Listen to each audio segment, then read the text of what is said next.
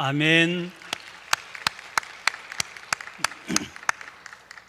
시온 찬양대 그리고 앙상블 귀한 찬양 감사합니다. 늘 수고하는 이디엘 찬양단에게도 치아를 드립니다.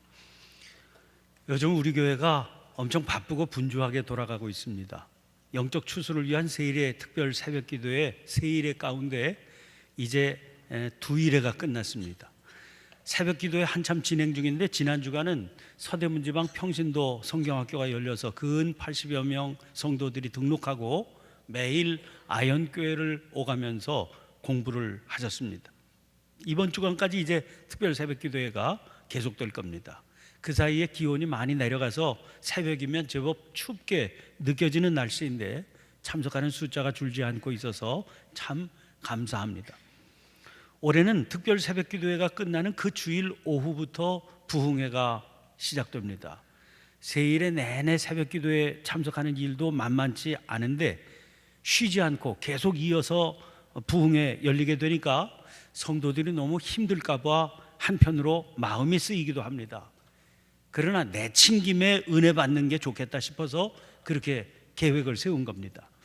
영상으로 이미 만나보셨죠? 강사로 오실 분은 한희철 목사님입니다. 저에게는 신학교 5년 후배가 되기는 하지만 제가 평소부터 늘 마음으로 존경하는 훌륭한 목사님입니다. 나이가 환갑 넘어가는데도 어떻게 저렇게 오염이 되지 않고 맑고 깨끗할 수 있을까 싶습니다. 그런 심령에서 길어 올린 맑은 물 같은 말씀의 은혜를 흡족히 누리기 위해서 사모함으로 준비하시기를 바랍니다. 오늘은 또 이미 예고해드린 것처럼 사역 박람회가 열리고 있지요. 이 모든 일들이 사실은 금년도 추수감사주의를 잘 지켜보려고 하는 마음으로 계획된 목회 프로그램입니다. 다음 주일이 추수감사주일이지만 부흥회가 있기 때문에 오늘 오후 예배를 호산나 찬양대가 주관하는 추수감사절 찬양 예배로 한 주간 앞당겨 드리게 됐습니다. 그러니까 우리 교회는 이미 추수감사절 행사가 시작이 된 거죠. 분주한 마음으로 추수감사절 준비하는 절기인데 올해는 예년과 다르게 당회가 한 달 앞당겨서 지난 주일에 열렸습니다. 목회자들은 그래서 더 분주하고 힘들었죠. 아무래도 자료 정리하고 회의 준비해야 하는 일이 적지 않은 노력을 기울여야 되기 때문입니다. 부족한 것이 아주 없었던 것은 아니었을 겁니다. 그러나 모든 성도님들께서 열심히 참여하시고 또 부족한 것들도 넉넉한 마음으로 이해하고 받아주셔서 참 은혜스럽게 회의를 잘 마칠 수가 있었습니다. 그런데 당회 순서 가운데 가장 신경 쓰이는 것 중에 하나가 임원을 선출하는 문제입니다. 올해는 장로 선출이 없는 대신에 권사님들을 선거로 선출했습니다. 관리를 따라 2배수로 후보자를 선거해서 그 중에 절반을 뽑아야 됩니다. 목회자들은 이게 몹시 마음에 걸립니다. 다 사양하시는 분들인데 잘 설득을 해서 후보로 추천을 하는데 그 후보들이 다 뽑히는 게 아니고 그 중에서 절반만 뽑게 되거든요. 어차피 선출되지 못하시는 분들이 생길 수밖에 없는 구조입니다. 전체 교인들에게 선출권을 드리자, 그런 좋은 취지인 것은 알겠습니다. 그러나 다 사양하시는 분들을 잘 권면해서 후보로 올려놨는데 그런 분들 중에서 투표를 통해서 안 되시는 분들이 생기게 되는 겁니다. 권면했던 목회자들로서는 그분들에게 참 민망하고 미안한 마음이 들게 됩니다. 혹 이 일로 마음 상하거나 시험에 드는 일이 생기면 어떻게 하나 하는 마음이 쓰이는 거죠. 이번 당회도 그랬습니다. 그런데 당회를 마친 뒤에 이번에 후보로 올랐다가 선출되지 못한 그런 집사님 한 분에게서 장문의 문자를 받았습니다. 첫 문장부터 참 은혜가 됐습니다. 목사님, 여러모로 부족한 제게 좋은 기회 주심을 진심으로 감사드립니다. 아니, 권사로 택함받지 못했는데 그래서 섭섭하거나 낙심되는 게 아니라 진심으로 감사드린다는 겁니다. 그 이유가 여러모로 부족한데 좋은 기회를 주셨기 때문이라는 거죠. 집사님께서 보내주신 문자를 읽으면서 참 감사하다 그런 마음이 들었습니다. 사람들이 많을 텐데 후보로까지 추천되어 그 자리에 서게 된 것만으로도 감사하다고 그러지 않았습니까? 이런 마음이 참 귀하죠. 그리고 그런 마음으로 생각하고 판단할 수 있는 것을 믿음이라고 할 수 있지 않겠습니까? 첫 문장을 이렇게 시작한 집사님은 계속해서 자기의 소감을 써내려갔습니다. 이번에는 안 됐지만 앞으로 더 열심히 믿음 생활 잘해서 다음에는 꼭 좋은 권사가 되도록 하겠다, 그런 약속과 다짐을 하셨습니다. 그 뒤에 이어서 자기가 지금까지 우리 교회에서 신앙생활을 하게 된 내력은 어떻고 또 가정의 신앙적인 상황을 상세히 설명했습니다. 그러면서 앞으로 이렇게 믿음 생활을 하겠다, 그런 다짐까지 잘 정리를 해주셨습니다. 그 집사님에게 미안했던 마음까지 더해져서 얼마나 큰 감동을 받았는지 모르겠습니다. 한 주간 정말 은혜 가운데 그 문자 때문에 힘을 얻어서 지낼 수 있었습니다. 그분의 그 문자를 받으면서 이제 이런 설교를 준비하는데, 얼마 전에 은퇴하신 선배 목사님께서 당신이 은퇴하시기 전에 설교집을 한 권 펴내셨다고 그 책을 보내주셨습니다. 그 설교집에서 감사는 곧 믿음이다, 그런 제목의 설교가 있었습니다. 목사님 그 설교를 김현성 시인의 감사라고 하는 시를 소개하는 것으로 시작을 하셨습니다. 이런 시입니다. 감사는 곧 믿음이다. 감사할 줄 모르면 이 뜻도 모른다. 감사는 반드시 얻은 후에 하지 않는다. 감사는 잃었을 때에도 한다. 감사하는 마음은 잃지 않았기 때문이다. 감사는 곧 사랑이다. 감사할 줄 모르면 이 뜻도 알지 못한다. 사랑은 받는 것만이 아닌 사랑은 오히려 드리고 바친다. 몸의 진인 가장 소중한 것으로 과부는 과부의 엽전 한 푼으로, 부자는 부자의 많은 보석으로, 그리고 나는 나의 서툴고 무딘 눌변의 시로. 이 시를 소개하면서 목사님은 김현성 시인의 생애에 일어났던 한 사건을 소개합니다. 이 시인은 젊은 날에 어린 아들을 잃었습니다. 그 비애의 극한에서 그 마음을 담아서 믿음으로 지은 시가 그의 유명한 시 눈물이라고 하는 시입니다. 그 시에서 시인은 먼저 간 어린 아들을 옥토에 떨어지는 작은 생명이라고 묘사했습니다. 그리고 그 어린 아들의 죽음을 더욱 값진 것으로 드리라 하올제 나의 가장 나중 진이인 것도 오직 이뿐이라고, 이렇게 고백을 담아서 노래합니다. 목사님은 시인의 믿음이 그 엄청난 슬픔을 눈물의 감사로 받게 한 것이다, 그렇게 설명합니다. 그리고 그 맥락에 오늘 소개한 이 감사라고 하는 시가 다 있다, 그렇게 보신 거지요. 즉 시에 실린 구절 그대로 감사는 곧 믿음이라고 하는 겁니다. 그 말은 믿음이 있어야 감사할 수 있다는 것이요, 감사하는 것은 곧 믿음이 있다는 증거다, 그런 말입니다. 감사할 줄 아는 진정한 믿음이 있는 사람에게서 자연스럽게 흘러나오게 되는 게 사랑입니다. 그래서 감사는 곧 사랑이라, 그렇게 노래한 겁니다. 시에서 표현한 것처럼 받는 것만이 아닌 드리고 바치는 믿음의 사랑입니다. 그런 믿음의 사랑에서 과부의 두 랩돈 엽전이 드려졌죠. 물론 부자에게 그런 믿음의 사랑이 있다면 많은 보석을 드릴 수 있을 겁니다. 그러나 시인인 자신은 서툴고 무딘 눌변의 시를 믿음의 사랑으로 드린다고 그랬습니다. 오늘 이런저런 내용을 함께 정리하면서 이런 마음을 받아서 읽는 하나님의 말씀이 골로새서의 본문 말씀입니다. 골로새 교회는 바울의 입장에서는 조금 특이한 교회였습니다. 바울은 골로새를 방문한 적이 없었습니다. 당연히 골로새 교회도 바울이 세운 교회는 아닙니다. 오늘 본문 1장 4절입니다. 이는 그리스도 예수 안에 있는 예수 안에 너희의 믿음과 모든 성도에 대한 사랑을 들었으며, 여기 알고 있다고 말하지 않고 들었다고 할 수밖에 없는 그런 사이였습니다. 그러면 이 골로새 교회는 어떻게 세워졌을까요? 사도행전 20장 31절입니다. 그러므로 여러분이 읽게요. 내가 3년이나 밤낮 쉬지 않고 눈물로 각 사람을 훈계하던 것을 기억하라. 이것은 사도 바울이 예루살렘으로 올라가는 도중에 밀레도라고 하는 곳에 들리게 됐을 때 거기 가까이에 있는 에베소의 장로들을 거기까지 오게 해서 전했던 바울의 말씀 중 일부입니다.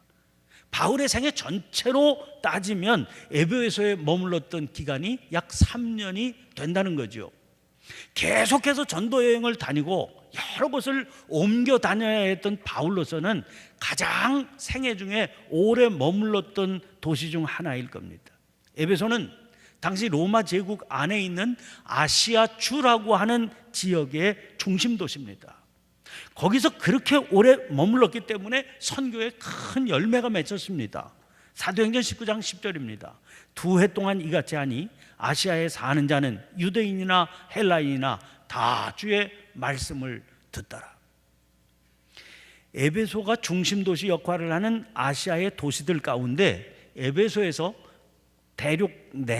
내륙 쪽으로 약 160km 떨어진 곳에 서로 가까이에 붙어 있는 세 개의 도시가 있었습니다. 지금 터키 지도를 보면 저 서쪽에 르커스 강과 주변의 계곡을 끼고 자리 잡고 있는 도시들입니다. 라오디게아, 히에라볼리, 그리고 골로새인데 그 세 도시가 삼각주를 형성하듯이 아주 가까운 거리에 있습니다. 라오디게아하고 히에라볼리는 서로 마주보고 있는데 떨어진 거리가 불과 10km 정도밖에 안 됩니다. 그리고 이 두 도시로부터 남쪽으로 약 19km 떨어진 거리에 골로새가 있습니다. 이 도시들이 자리 잡은 르커스 계곡은 화산대 지역입니다. 지진이 잦고 화산 활동도 활발해서 거기 주민들은 고통을 겪어야 됐죠. 그런데 반대급부도 만만치 않았습니다.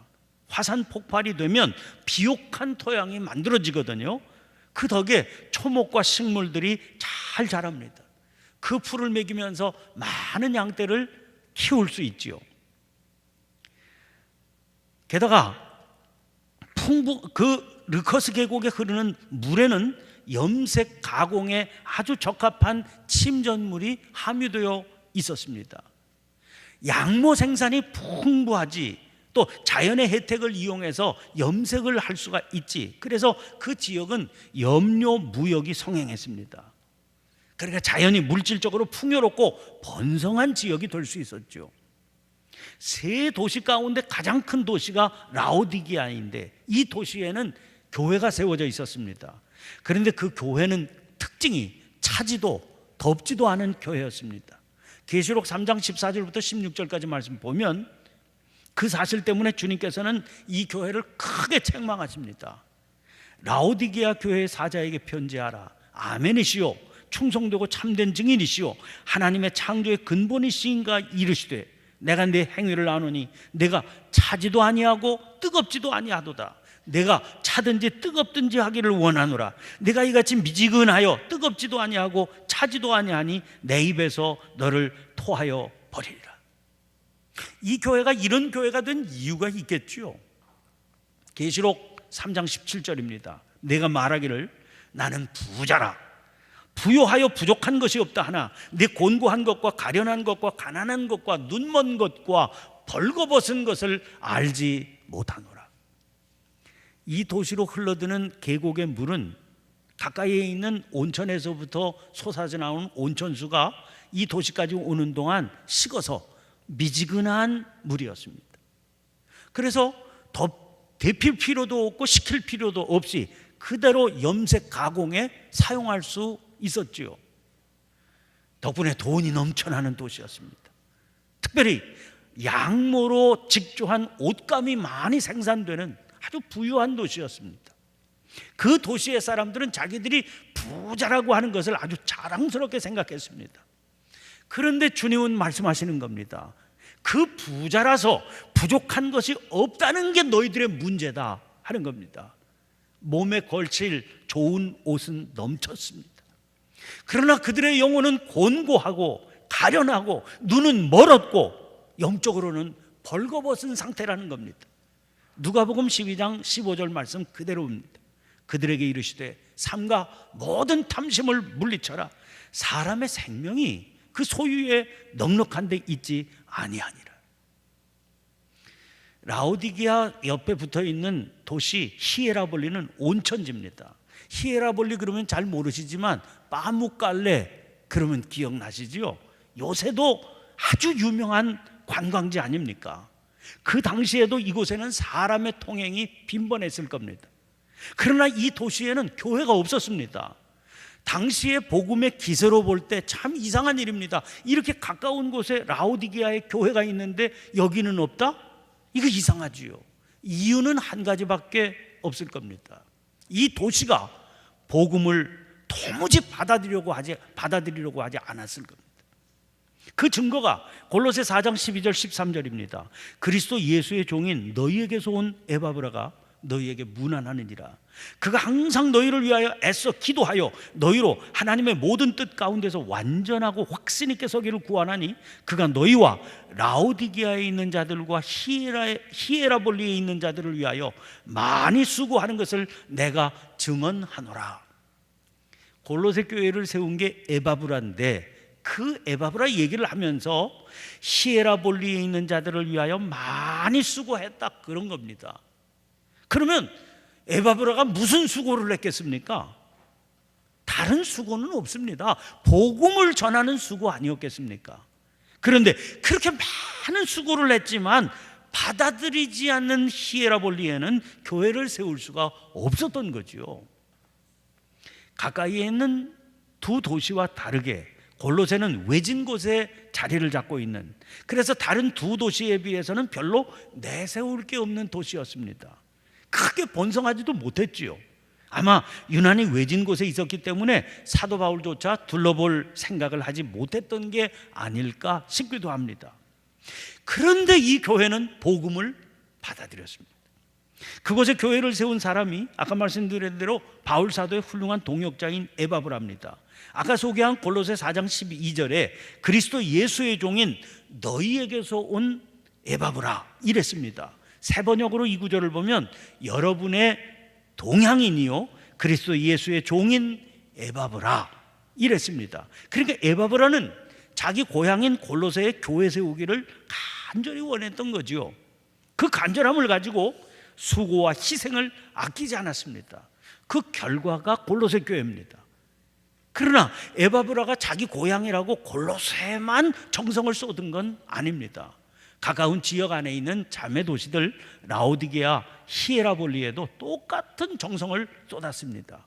그러나 히에라볼리는 아예 받아들이기를 거부했고 라오디게아 교회는 그야말로 뜨뜻미지근한 반응만 보였을 겁니다.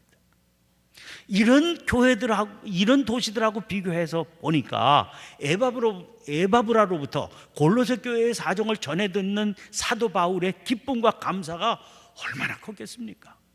오늘 본문 3절 말씀 보세요. 우리가 너희를 위하여 기도할 때마다 하나님 곧 우리 주 예수 그리스도의 아버지께 감사하노라. 바울은 지금 감옥에 갇혀 있습니다. 4장 3절에 내가 이 일 때문에 매임을 당했다 그랬고요. 4장 10절에서는 나와 함께 갇힌 아리스다고 그랬습니다. 4장 18절에서는 내가 매인 것을 생각하라 그랬습니다. 근데 감옥에 갇혀 있을 때 집중할 수 있는 것하고 감옥 바깥에 집중할 수 있는 게 다르지요. 감옥 바깥에 있을 때에는 아무래도요 일에 치중하게 되기 쉽습니다. 그러나 감옥에 가둔다는 게 뭡니까? 강제로 그가 일을 할 수 없게 만드는 거 아닙니까? 그래서 바깥에서는 일에 치여서 하지 못했던 일들을 감옥에 갇히면 집중해서 할 수 있게 됩니다. 어떤 것들이 있을까요? 책을 집중해서 읽을 수 있습니다. 그래서 감옥에 갇혀서 똑똑해진 사람들이 많아요. 그리고 저술 활동도 방해받지 않고 집중해서 할 수 있는 겁니다. 감옥에 갇혀서 나온 유명한 저술들이 많죠. 철로역정 같은 위대한 작품이 감옥에서 탄생된 것 아닙니까? 그러나 독서는요 누군가 바깥에서 책을 공급해 주어야 가능한 거고요. 저술도 쓸 수 있는 여건과 자료가 구비되어야만 가능합니다. 그런데 그런 외부적인 지원이 없는 상황에서도 얼마든지 감옥 안에서 가능한 게 있습니다. 그게 기도거든요. 수도원 중에 봉쇄 수도원이라고 있습니다. 봉쇄. 그래서 외부와 아예 관계를 딱 단절하고 지내는 수도원입니다. 거기 그 유명한 영성가 가운데 토마스 머튼이라고 하는 분이 있는데 그분이 속해 있던 트라피스트 수도원이 바로 그런 봉쇄 수도원입니다. 그러면 그런 봉쇄 수도원에 누가 들어갑니까? 억지로 너 여기 들어가서 살아라 집어넣을 수 없지요. 다 자기들 스스로 들어간 사람들입니다. 이런 수도원을 만들어서 거기 제발로 들어가는 이유가 뭐겠습니까? 기도하는 수도 생활에 전념하기 위해서 스스로 감옥을 만들어서 스스로 거기 갇히는 겁니다. 지금 사도 바울은 감옥에 갇혀 있습니다. 그 감옥에 갇혀서 사도로서 이분이 제일 쉽게 그리고 제일 많이 할 수 있는 일이 뭐겠습니까? 사역으로 분주할 때 그가 가장 많이 하고 싶었던 게 뭐겠어요? 기도 아니겠습니까? 그래서 감옥 안에서 그가 기도를 아쉬움 없이 쉬지 않고 하고 있었을 겁니다.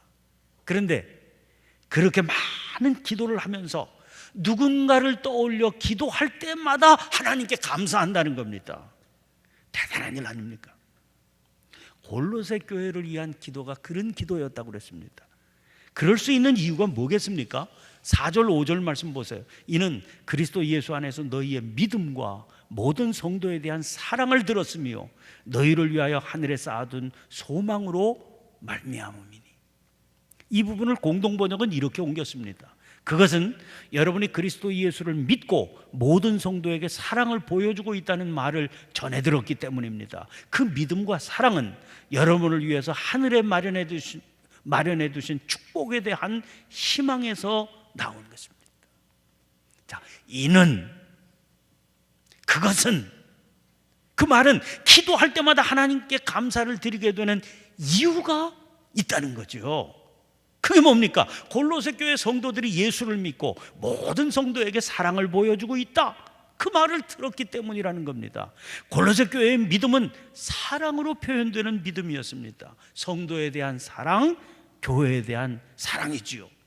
그러므로 그 믿음은 감사를 유발하는 믿음이 됩니다. 감옥에 갇혀서 듣게 된 소식이지만 기도할 때마다 그 소식을 떠올리면서 하나님께 감사드리게 되는 그런 믿음이었던 겁니다. 사랑하는 성도 여러분, 다음 주일은 우리 교회가 추수감사주일로 지키는 주일입니다. 이날 한 해의 삶을 돌아보며 감사함으로 하나님 앞에 정성을 담은 예물을 드리게 될 겁니다. 저는 이 추수감사헌금이 우리 모두가 서로를 위해서 기도할 때마다 감사하게 되는 그런 예물이 될 수 있기를 기대하고 있습니다. 그런 예물을 어떻게 드려야 될까요? 믿음으로 드려야 되는 겁니다. 진정한 감사는 곧 믿음이기 때문입니다. 그리고 그 예물 가지고 사랑으로 성도들과 세상을 섬기는 교회를 이루어갈 수 있게 되시기를 간절히 축원합니다. 기도하겠습니다.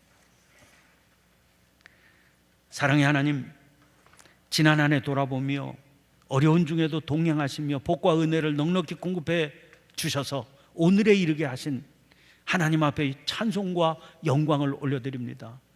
주님 허락하시는 그 복과 은혜가 아니었으면 어떻게 오늘의 저희가 있을 것인가 생각하면 얼마나 감사한지요. 그러나 저희들은 눈앞의 현상 때문에 주저앉거나 원망에 빠지는 때도 많았습니다. 어리석은 저희들에게 믿음을 더해 주시옵소서. 그리하여 저희들이 드리는 감사는 믿음으로 드리는 감사가 되게 해 주시옵소서. 감사의 절기를 맞아 진실로 풍요한 삶을 추구하며 새벽 제단 지키며 살게 하시는 예수님 이름으로 기도하옵나이다. 아멘.